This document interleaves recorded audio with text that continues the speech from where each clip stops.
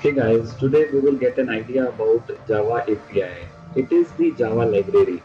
It provides information about predefined Java classes, predefined Java methods, and predefined Java constructors and variables.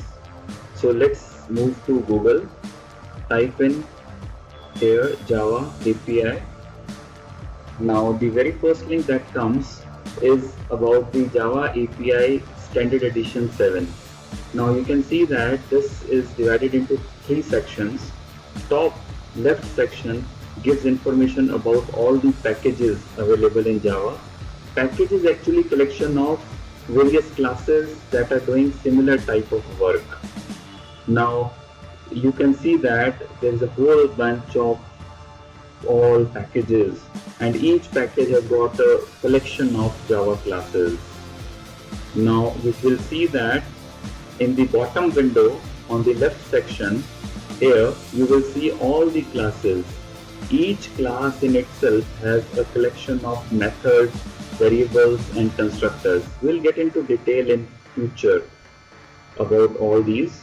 And on the right section you can see the description of a specific class. Now as you remember, in the last example we discussed how to print hello world. So actually we have written system.out.println. So system is a class and it is in the java.lang package.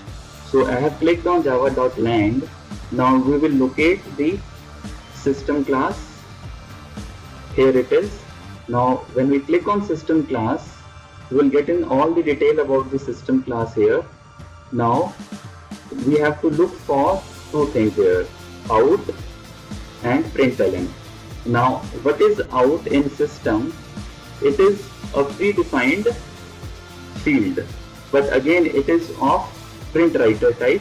So now, print stream type. Now you can see that it is giving us the information, and in that we have, in the print stream we have the print function which is printing the string.